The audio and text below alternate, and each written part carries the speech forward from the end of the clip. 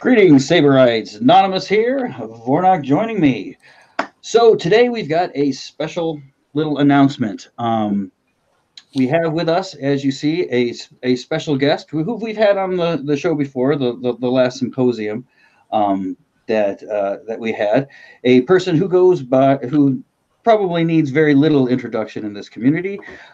General Sun himself, Damon Honeycutt. How are you doing, Damon? Doing great. How are you? Very good. So we are here today because over this past year, we got in touch with Damon again, and we started talking with him. And he's been out of and we'll let him bring you up to date himself here in a moment. But talking to him, he wanted to kind of come back into it. And he's got a lot of stuff that he had planned on releasing back when he did the Sheet Show stuff, when New York Jedi was just first starting out and all of that. Never got around to it, and then life hit. He kind of got out of the sabering community and he's been floating around there, and we kind of found him out there, and we're actually going to try to team up together to try to bring some of his material that he has not put out yet out to you guys. And to do that, we are setting up a GoFundMe, something that will help out Damon here, get some of his stuff done, and then we're going to try to bring him in, and we're going to have our first true live 7-form symposium. We'll have a panel of people actually sitting here, as well as some web guests and all of that kind of thing. But it should be a really, really good time. Damon will be there. We are going to put a lot of this stuff on video, put it out there, and we'll go into it. So that's what this is about. We are doing something that we haven't done before. We're here to ask for money, but it's for a good cause.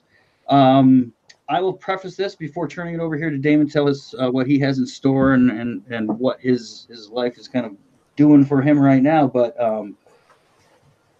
I feel like this is something that our community really kind of excels at, helping people out. Damon himself has given so much to what we do.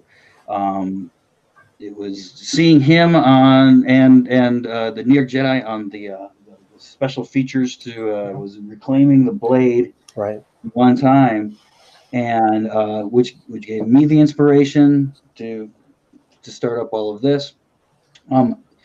Probably his is the form that most people do. You can go to groups all over the world, and you can do this Sheet Show form as he set it down. And it is the standard.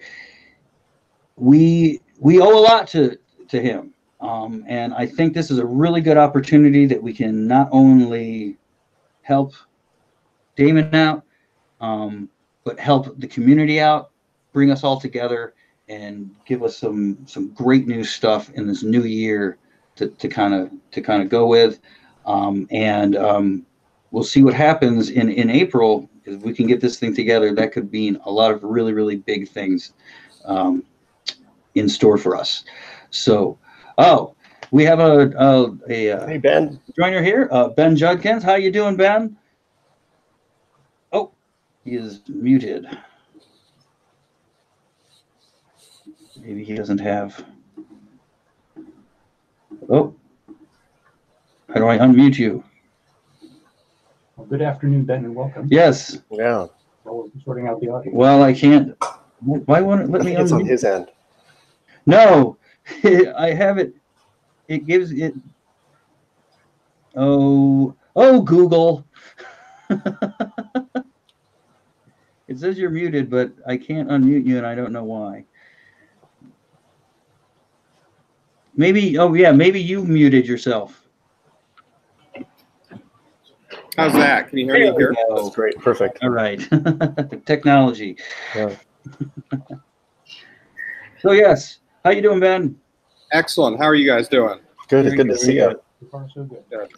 We're just getting started here. So with that little preface there, why don't I turn it over to you, Damon, and Okay. tell me what you got going on right now and what we have planned. Cool.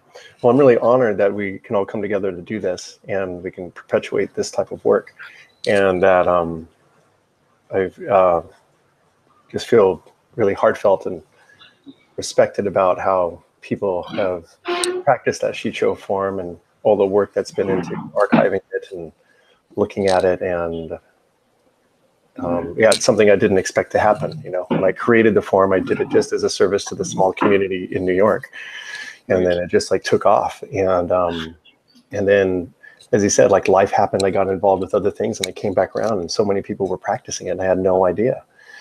And then it made me really think exactly what you said before about like the other things that we were going to do, like especially with the Form 5, and I had Yu Chung Hoi's form, and I was transmuting that through my own practice, and I really wanted to pass that on to the New York community. But by that time, it was kind of disbanded, and people were doing their own things. And then I was, you know, touring as a dancer, and I had my kung fu school, and then, you know, I got married and had a kid, and those reasons too made it kind of important to me to keep practicing and getting back involved with this, because it's like a whole new generation that's going to be introduced to this. And I think that there's a lot of great things, especially coming together as a group, that we could really co-create together to keep the kind of fandom alive and the funness alive. And as Ben says, the hyper real martial arts of it going. Yes, you know? Right. Yeah. Yeah, absolutely. And the hyper real martial arts aspect of it all too. Got, you know, when you were there, there's nothing. Even when we came onto the scene, it was very limited. We had the choreography groups like that came out of Saber Wars and everything like that. But we were the only ones doing the fighting yet. Now we've got multiple fighting groups. You got Ludo Sport, you got TSL, you've got all of these other things, but you've also got the choreography groups and all that stuff. So I think existing groups have expanded, new groups, new ideas keep coming onto the scene and growing. It's a remarkably dynamic process over the 10 years or so. Absolutely. And I think this would be a great time, you know, to reintroduce some of your stuff, you know, and really start pushing a lot of this stuff together. I think a reintroduction of a kind of, because we did it so long ago, there's a real kind of taproot feeling about it. And I think kind of replanting that within the whole Saber community would be a really interesting effect. You know, we'll see what happens. And I think people will be really grateful for it. And I'm certainly going to enjoy doing it with everybody. I think it's going to be awesome. Oh yeah, at the very least, we'll have a whole lot of fun. And so, and that usually translates to videos. So yeah, and that usually translates to other people having fun. You're going to have a lot of fun. Yeah, totally. Yeah, absolutely. Yeah, we're going to get any of that kind of stuff out there. I will put, of course, we have the, and I don't know if I can put that in the description right now. But we have the link to the fundraiser, to the GoFundMe, which I will put into the description, and we'll do that. I can't quite figure out how to do it right here from the live, so we'll just do that after the fact. Cool. Yes. And also, yes, follow us on Facebook, and we'll share it all out there as well. And also, we talked about having the follow-up conferences as the date approaches for our symposium, and so I think everyone can just kind of keep tuned in, and we can keep dialoguing as we get closer and closer to the actual time. Yeah, we'll keep sharing the GoFundMe page, and we'll post up updates on there. We'll do a lot of these live shows or whatever, or just video uploads here and there. But I think Damon, you touched on something really cool too that I think that we're also very excited about, is that this kind of coming back together after all this time, two different types of things kind of coming together, kind of born out of the same spirit, but then trying to disseminate that to a larger audience, bringing that hyper real martial art aspect into it. Speaking of that, Ben, what do you see are some of the potentials that could happen here, that we could entice people to fund this little crazy venture that we have planned? I think it's really exciting that you could bring together so many different styles of traditional swordsmanship right here, right? So as you're talking about coming together, you know, one of the things is kind of coming back to your roots and a re-emphasis of the reality of this and the excitement of it, and that you can begin to, you know, bring people back to some of this material that they didn't know was out there, or maybe they didn't know that they had already been doing. I mean, you know, there are a lot of people now who have been doing, you know, traditional Chinese swordsmanship for a while that have had no idea, or they've been doing HEMA and they've had no idea that they're doing that. So kind of a reintroduction to your roots and a discussion of where it all came from. I think it's something that people would be immensely excited about. Cool. Yeah, I mean, I think so. We obviously think so. This is what we're devoting our time to. Brought us together. Yeah. So yeah, in the first place. Yeah. Because we started out back just trying to get sword lab was what we were doing, and we were trying to find a way that we could bring disparate sword styles, Chinese and all that kind of stuff together. And it was the lightsaber that, like I said, seeing you on the thing going, wait, you can fight with these things now? Oh my God. And I remember getting one and then showing it to you, and you're kind of skeptically looking at it, and we hit it a couple times and you're like, wow. Yes. And then, you know, it was right there. It's really kind of, you know, it was freeing in a lot of ways. And I think Ben talks about this a lot in his writings on the subject, that you just have, you no longer are bound by something maybe that you felt you needed to be. I mean, in reality, you're really not anyways, but for some reason, all of a sudden having a glowing stick in my hands, like somehow physically said oh, now I can really create, and not worrying about like dishonoring some ancestral thing or something, you know, and exactly. And which is beautiful, but also kind of archaic at the same time. And I think that courage to create that is something that's really needed, not only in this world, but in martial arts in general. I mean, I think the ability to create upon one's tradition once they have a good sense of Jibin Gong and basics and understanding, you know, not like a salad bar style, but, you know, it's like, but really you have to, if you don't reach a crisis in your art, I don't really think you're practicing. Yeah, that's a good point. More and more people are discovering this all the time. I mean, just in the last week, I talked to two different martial artists, one coming out of the Eastern traditions, Filipino stuff, one coming out of Western HEMA stuff, both of whom had recently discovered and started to use the lightsaber with their class because it gave them a chance to remix and hybridize and explore their own knowledge. So one guy discovered, well, wait a second, with this as a physical analog and stripping away the books, I can begin to look at longsword and rapier together. And another guy was thinking, well, wait a second, with this as an analog, I can think of my stick and my knife, my stick and my machete together in ways that, you know, were always technically possible before. I mean, there was nothing really stopping you from doing that, but people were just never going to get there until you kind of give them permission.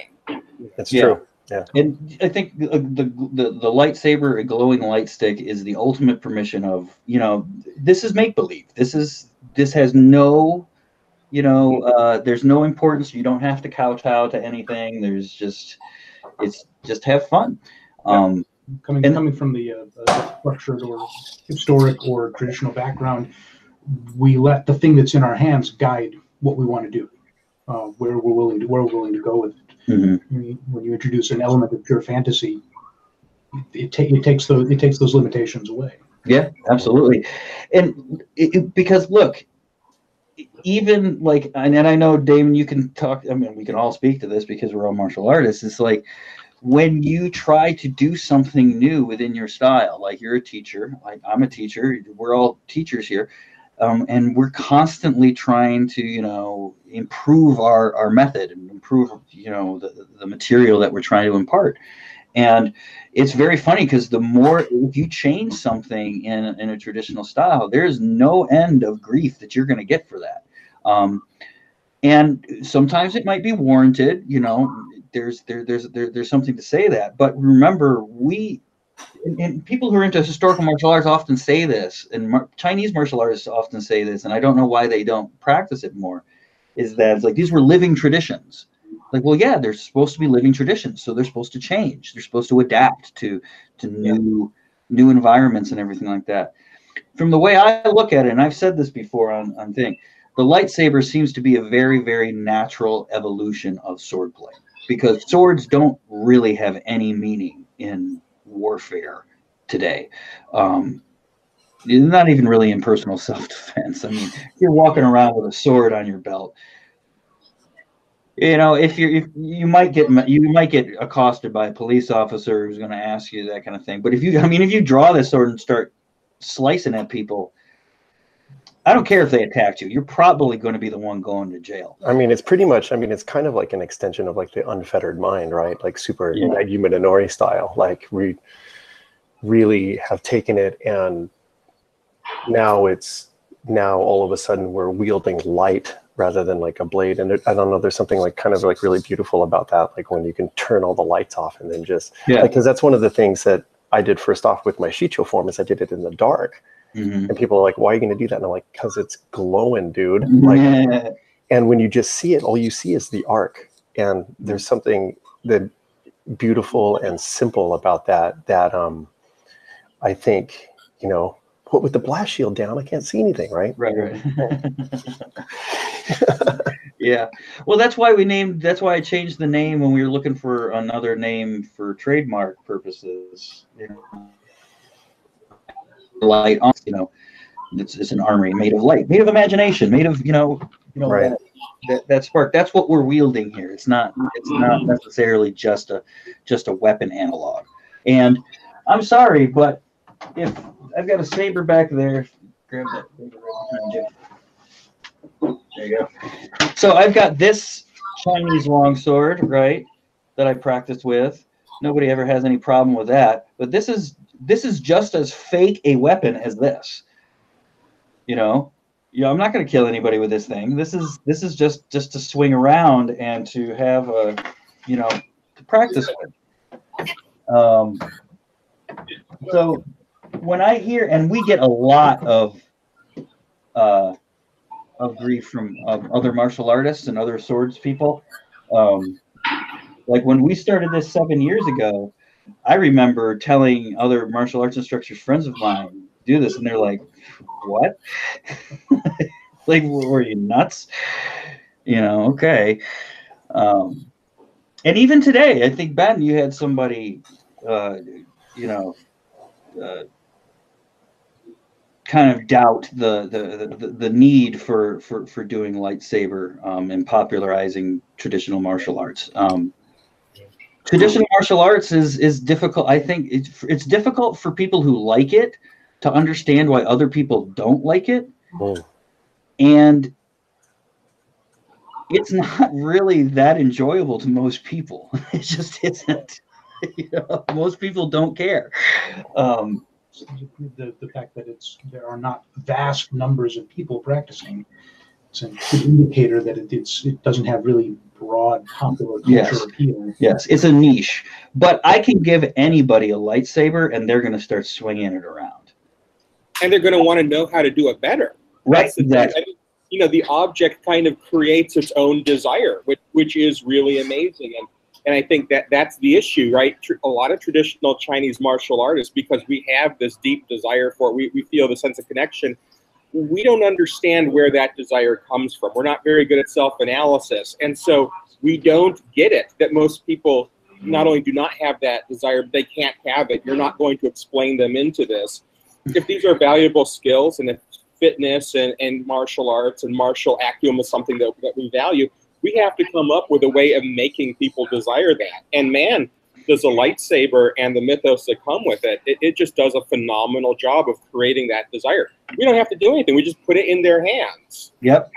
Like I say, and I've said this many times, you hand somebody a sword, even this sword. I hand people that sword, which is floppy at the end. The first question they ask me is either, is it real or is it sharp? Both of those questions mean the same thing. Will it hurt me? Right? Nobody has ever asked that of the lightsaber. In fact, we have had to try to convince people to put on gear to play with these things because they just don't think it's harmful. Right. And then they'll whack themselves in the head. Exactly. But these are hard objects. These are literally, you know, if I was caught on the street with one, I could defend myself with it. I wouldn't be able to kill anybody with it, but believe me, I'll make you wish I did. You can hurt somebody really good with these things. But yeah, fake, real, in this day and age, do those words have much meaning anymore? Yeah, they're blurry sometimes. Yeah. Yeah, right. What is it? Nothing unreal exists. Yes. Yes. That was one of Spock's questions. Nothing unreal exists. Yeah, I'm sure there's a deep philosophical dive to go there. Oh yes, yes. That will be for another time. Yeah, totally. We'll do some philosophical deep dives pretty soon here too. Cool. You know, I mean, there's just so much to just have fun with it, and to be able to create and to get together with, you know, I mean, that was when you see the excerpts from Reclaiming the Blade, and there's those interviews about how I talk about it being an experiment for me. And it really was, like, going to that, you know, community of lightsaber enthusiasts and working with them with the martial arts that I knew. And I got some, you know, good students out of that too, that eventually came to the martial arts school. And also they were just very free when they practiced. And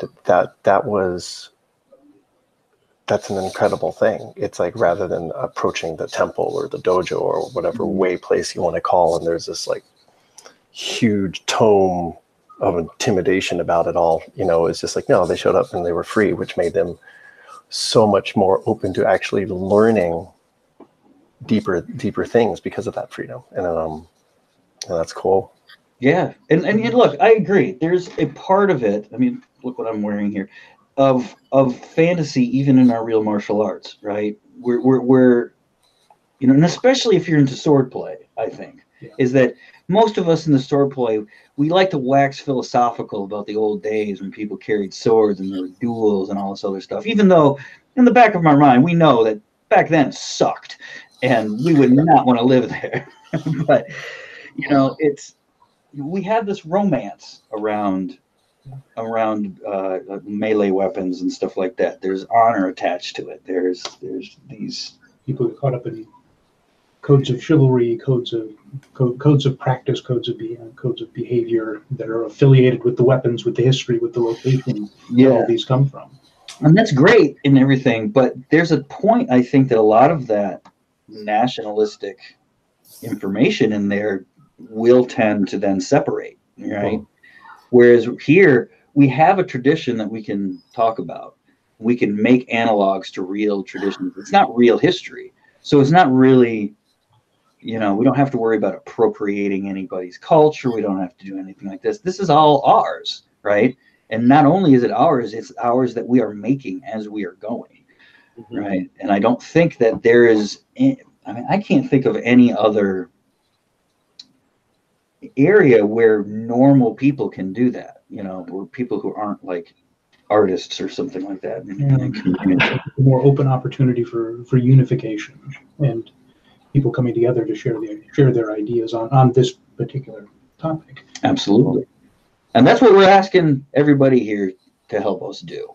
So Damon, before we let everybody go off on their New Year's jaunts today, give us a little preview of what of some of the stuff that you want to put down that we're gonna do with Form 5 stuff. Well, a lot of it comes from Yu Chung Hoi's form, and I think for me, Form 1 and Form 5 had a relationship for some reason. You know, it was like a first tier thinking and then a second tier thinking, and then the idea of I think the flexibility of moving one center. Like for me with Shicho, it's very just kind of straight, my centers are just moving forward in one direction or backward in one direction. And I have a very straight kind of spine, right? You know, very kenjutsu looking. And this one, I want much more dynamicism, where instead of just moving this way, we're moving this way. We have a much more connection to the three centers of our body with the sword play. So it's just a more whole rounded form, still foundational in a lot of ways, but just more rounded, more definitely circular, and a continuation of techniques and transversing ground in a very different pattern rather than a straight line forward or back. Mm-hmm. So it becomes just much more, complex but it's not about technique. It's creating it with technique, not creating it about technique, if that makes sense. Yeah. Well, I don't want to make it complex just to make it complex, because that's silly. Right. Yeah. The way we separate the forms here, and it kind of works with this, is that the beginning, Shicho is your foundation. We have Makashi, your form 2, which is our dual, like learning the dynamic of person-to-person combat, whereas Shicho is more based on military stuff, so fighting in formation. That's where all the straight line kind of stuff comes from, being aware of everything around you and knowing that your target, your obstacles in front of you. No, it's nowhere else. It's right there. And then you've got your defense, which is your Suresu, and then your offense, which is your Ataru. And then all of those, we call those our 4 pillars. And then all of those things come together into Form 5, which we consider our harmonization, or basically our synthesis stage, right? Where you're taking all of those basics and now you're turning them into something. And then we move on to Niman, where you harmonize all of that stuff, and then Juyo, where you transcend it. So like our form 6 and 7 probably aren't really forms. Right? Yeah, I mean, there's a lot of that brings me to another point too. It's like when I was in New York and I did just that first form, I was like by myself in my apartment, like just kind of meditating on it and like drawing it out of my little book. And I'll have to pull out my journal and show you my original drawings for that. That might be fun to post.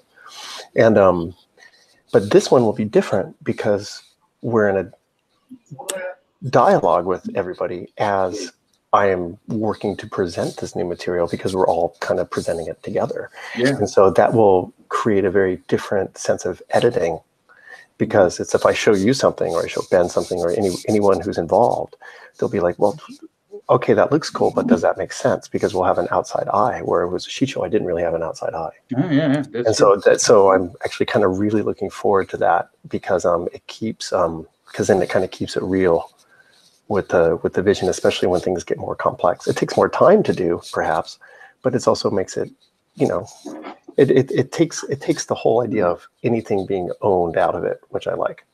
Yeah, no, and this is really kind of the culmination of what we've been really wanting to do. This is a dream of ours, to get a bunch of people to come together and for us just to take a weekend and just work on stuff like this and come up with stuff like this. So we're incredibly excited about it. Obviously, to do it with you guys. Ben, you'll be here for this. Absolutely. So we'll have us, we'll have Ben. I know we're going to get some of the guys in, hopefully as many as we can.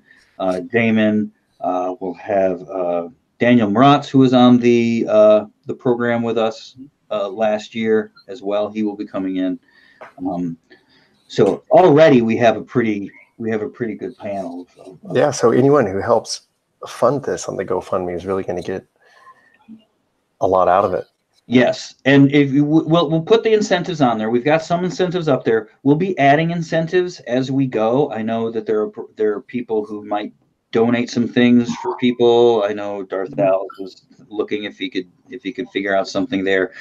No promises on any of that, but keep checking back, because we may add in incentives and tiers and stuff like that. But right now we've got a pretty light, kind of thing there, and there are opportunities to yeah, to go through instruction with us, to be on a TPLA Live program.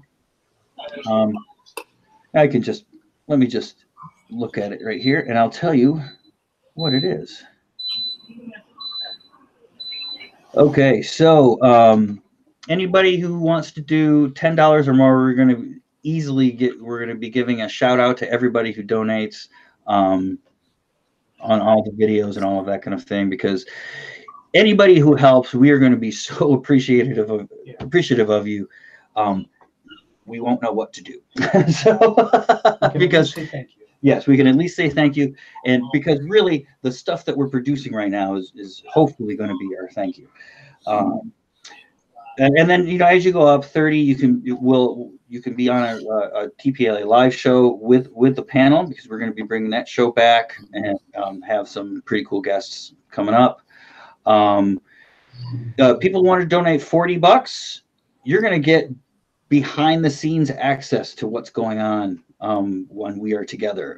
So we'll probably be doing some periodic little live streams, Q&As, all that kind of stuff. But we'll also be doing like little daily updates and stuff like that. And so if you're in at that level, you're going to get all of that information as it comes. That's probably going to be a lot. We're probably going to be uploading a lot because it's just going to keep going. And just being a fly in the wall, essentially, for a lot of this stuff, where you're just going to have us and a bunch of people talking about this stuff and brainstorming it and coming up with cool stuff. 45, we've got an hour small group lesson on video chat or elsewise, where we'll help you and a couple of your friends start out with sabering or get some stuff done, or if you want to learn a particular trick, we could do that too. You know, you want to learn how to spin your saber a little this way or the other, yeah. Or if you just want to get together and pick our brains, that's fine too. We'll have lots of people who are kind of available to do that. Then you get into the really good ones here. For $50, we'll do an individual lesson for you. Anybody, you know, any of the members that you want, and it will be by a council member. It can be by multiple council members. We don't know, depending on who's available. But these can be things that we can do whatever we want that way. And we can figure out other little in-betweeners here too, to do things that are there. If you can donate $100, that would be so awesome. We would love that. And for that, we would give you an hour-long private lesson in person at one of our TPLA schools. We have a few here in America, and we have some in France. So our French viewers and people in France will be able to take care of that. We'll bring you more up to date on that kind of stuff later in another update.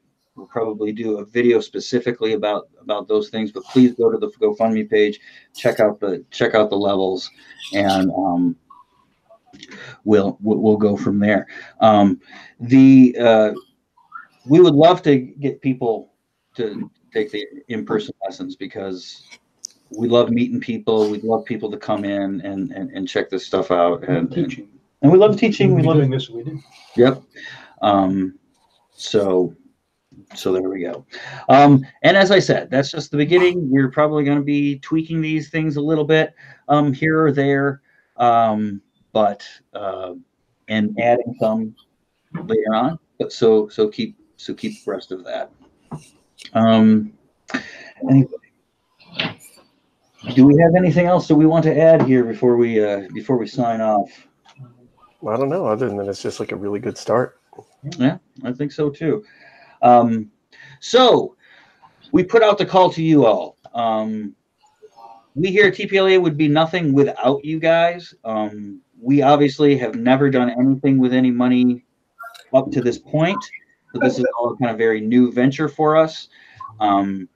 We are still committed to producing free content. Obviously, this is going to produce a lot of content that we will put up on our YouTube channel for free for everybody to do that. But we're going to have a lot of exclusive content, which will be available to people who want to contribute and be involved in the project.